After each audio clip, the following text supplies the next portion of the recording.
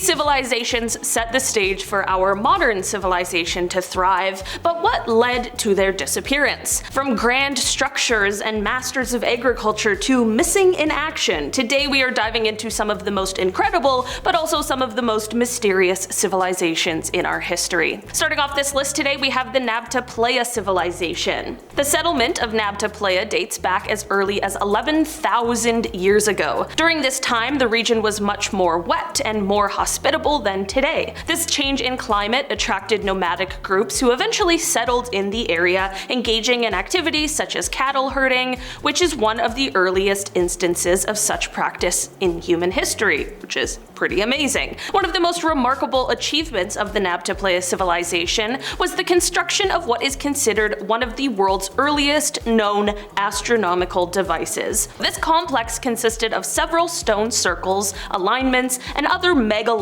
structures that are believed to have been used to mark the summer solstice and other celestial events crucial for the timing of seasonal migrations and agricultural activities. The decline of the Nabta Playa civilization is closely tied to climactic changes. As the region's climate became increasingly arid, sustaining life became more challenging, leading to the gradual abandonment of the site around 6,500 BCE. The increasing desertification of the Sahara forced the inhabitants to migrate to more hospitable regions. Next up today we have the Clovis culture. The Clovis people are considered one of North America's first complex societies, identifiable by their distinct Clovis point, a large fluted projectile point used for hunting. These people were very skilled big game hunters and are often associated with the hunting of megafauna like mammoths and mastodons. They were also foragers, adapting to various environments across North America. The Clovis culture was very widespread, with evidence of their presence found across what is now the United States, extending into parts of Mexico and Central America. Around 12,800 years ago, the Clovis culture suddenly and very mysteriously vanished, leading to various theories about their downfall. Some researchers suggest that a rapid change in climate, known as the Younger Dryas, could have dramatically altered the Clovis people's environment, impacting the availability of resources and the big game for hunting. Another theory proposes that the Clovis people's overhunting led to the extinction of many large animal species they depended on, causing a significant lifestyle disruption and possibly their decline. It's also possible that diseases, whether new infections or pandemics, could have significantly reduced their population, although there is less direct evidence for that theory.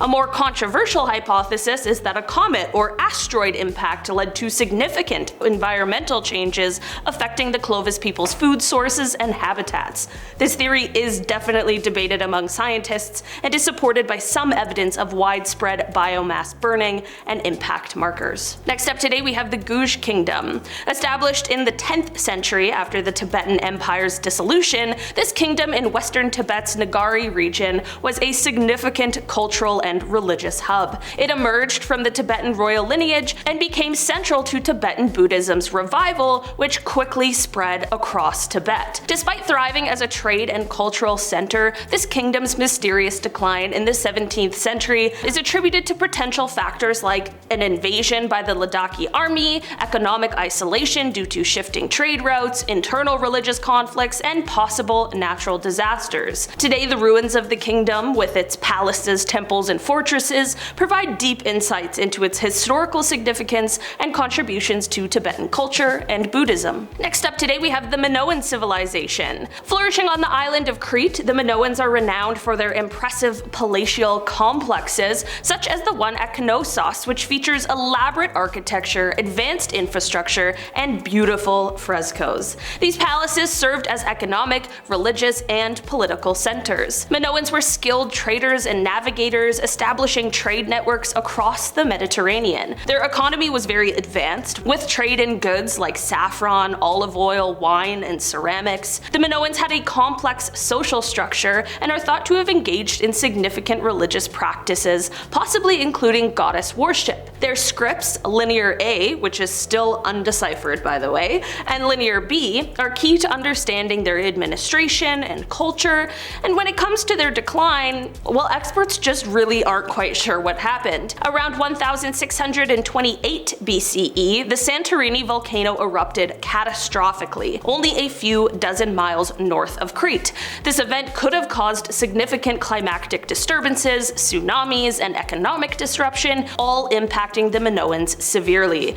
Beyond the eruption, Crete is seismically active, and earthquakes could have damaged Minoan infrastructure critically, leading to a decline. Next up today we have the Sea Peoples. A little different than the other ones on this list today, the term Sea Peoples refers to various maritime groups that were not just one single civilization, but a coalition attacking Eastern Mediterranean societies around 1200 BCE, including the Hittites and the Egyptians. Their origins, possibly from around the Aegean or Eastern Mediterranean, are debated, only adding to their historical mystery. These groups caused significant destruction, contributing to the downfall of several ancient states. Some settled in Levant, gradually assimilating and losing their identity. Egyptian records highlight victories over the Sea Peoples, notably by Pharaoh Ramesses III, which may have halted their raids and contributed to their decline. Although lacking a unified structure, the Sea Peoples definitely had a lasting impact, marking a transition to the Iron Age and the rise of smaller, localized cultures. Next up today we have the Aksumite Empire. Also known as the Kingdom of Aksum, was an ancient civilization that thrived from approximately the 1st century CE to the 8th century CE in what is now Eritrea and northern Ethiopia. It was a major trade empire known for its monumental architecture and as a cultural and economic hub. The empire was strategically located near the Red Sea, making it a key player in trade between the Roman Empire, India, and the rest of Africa. The empire was known for its unique written language and for adopting Christianity as the state religion early in the 4th century, which played a very significant role in its cultural and political life. The reasons for the Aksumite Empire's decline are multifaceted and not entirely clear, but key factors include environmental change, economic isolation, and the empire lost access to its crucial trade networks, with Byzantium and other regions significantly impacting its economy. Over time, the center of power shifted southward, and the Aksumite Empire was eventually succeeded by the Zagwe dynasty. The legacy of Aksum, however, lived on in Ethiopian culture and history, influencing subsequent civilizations in the region. Next up today we have the Cucuteni-Trypillia Culture. This culture flourished in Eastern Europe from about 4800 BCE to 3000 BCE, spanning present-day Ukraine, Moldova, and Romania. Renowned for their advanced populous settlements, they practiced agriculture, livestock breeding, and crafts like pottery and textile making, indicating early urban planning concepts. By 2750 BCE, these settlements were abruptly abandoned, a mystery that still remains unsolved. Theories for their decline include drastic climate changes, invasions by nomadic tribes, and even resource depletion, suggesting a multifaceted collapse. Despite numerous hypotheses, the precise reason for these disappearances are unclear, leaving the end of this significant civilization as one of history's most enduring mysteries. Starting off our top 3 today, we have the Nabateans. Renowned for their capital city Petra, carved directly into the rose-red sandstone cliffs, the Nabateans were an ancient Arab people who thrived in what is now southern Jordan, northern Saudi Arabia, and parts of Syria and Iraq. By the 2nd century CE, they had developed a sophisticated water collection system, enabling them to control the trade routes of the region. In 106 CE, the kingdom was annexed by the Roman Empire, becoming the province of Arabia Petraea. While initially this did not drastically alter their way of life, over time, Roman governance integrated into the empire, diluting their distinct cultural and political identity. The rise of sea trade routes, particularly those controlled by the Romans, gradually diminished the importance of the overland routes that had made them prosperous. As these routes declined, so did the economic foundations of the society. Over the following centuries, the people were increasingly assimilated into the broader Roman and later Byzantine cultures, and their unique identity faded as they adopted new languages and customs. Next up today we have the Tiwanaku. This civilization, flourishing near Lake Titicaca in Bolivia from 300 to 1000 CE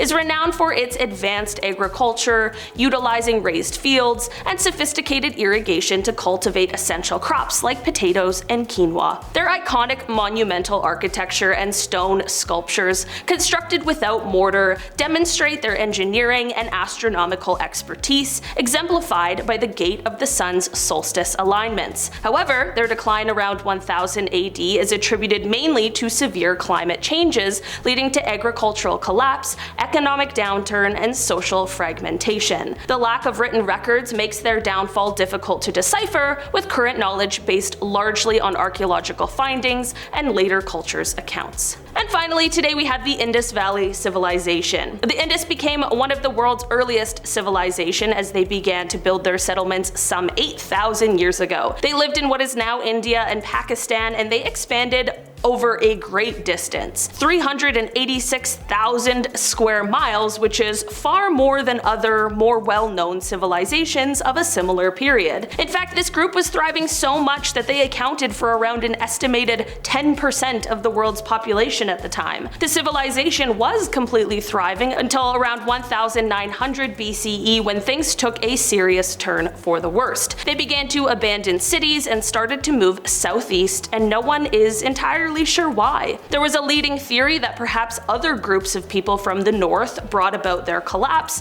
but that theory has since been put aside. At this point in time, more recent research is pointing towards a hiatus in the monsoon season that could have played a role in the downfall. When the monsoon season disappeared for essentially 2 centuries, this of course would make it nearly impossible for them to continue farming for food in the way that they had been. Experts believe some other factors also played a role, such as natural disasters like earthquakes, or even the outbreak of some diseases like malaria or cholera. Alright guys, that has been our list for today. Thanks so much for checking it out. I've been your host today, Olivia Kozlowski. I'll see you again soon. Bye!